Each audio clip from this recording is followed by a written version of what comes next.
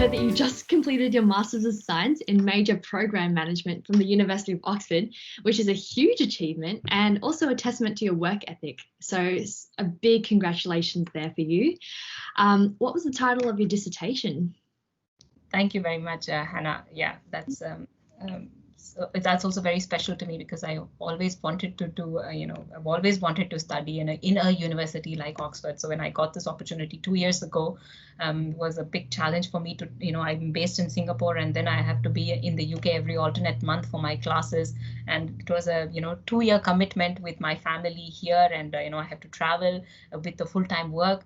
But, I'm thankful that before COVID, I was able to complete all my, coursework. And I did my dissertation remotely over the last 6 months. And the title of my dissertation was Does Data Drive a Major Program Performance and Evidence from Smart Cities? So I chose smart cities as an industry to study. And I studied the investments that are made, the big investments that are made in smart cities. And I took a kaleidoscopic approach. And I studied on how data has helped in the pandemic management in smart cities. And I've studied how the cost and time performance has been in smart cities. What are the different approaches that different countries take to smart city management? Some countries invest, big money directly. Some countries, like Australia, for example, takes a piece by piece approach and run smaller projects and contribute towards the bigger programs. Yes. And I studied Singapore as well, Singapore Smart Nation Initiative as well. Yeah, right. So you kind of covered off the topics and areas you just explored.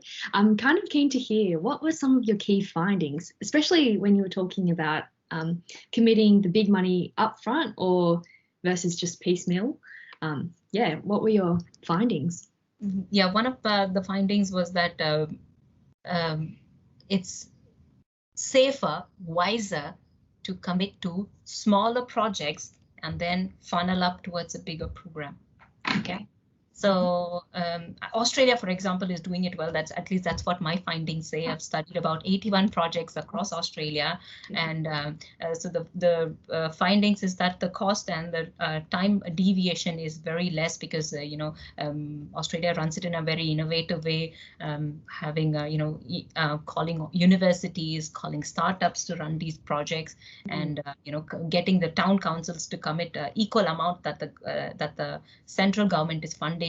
So it's a very, innovative and a collaborative approach. And I can see from the data that the performance before COVID came in was very good. Oh, nice. Yeah.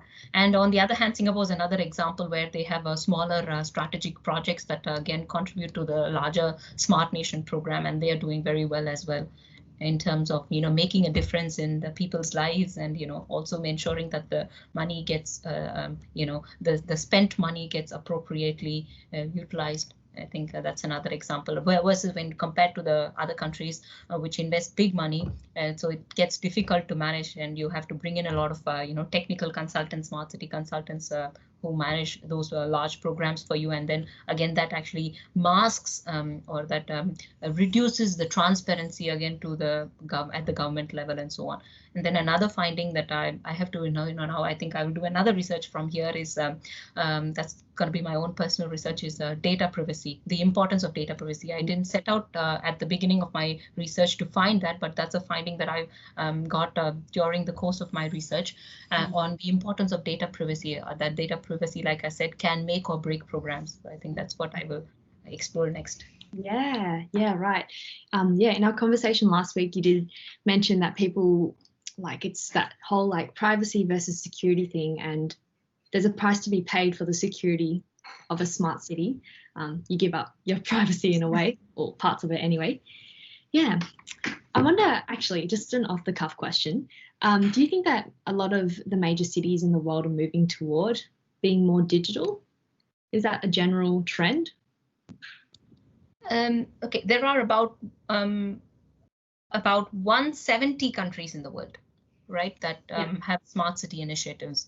And each country has its own idea of a smart city. So there is no hard and fast rule that, that people follow as a smart city initiative, right? And so some countries like Netherlands chooses a circular economy or a sustainable economy. And in Japan, they focus on, on a smart community. But again, if you see in all of these, there is a digital component. Right. So we can safely say that most of the countries which pursue smart city initiatives have a digital component. And that's also one of the findings, that smart city projects are indeed technology projects, which again, have a hint of digitalization in the back. That answers your question? Yes, definitely.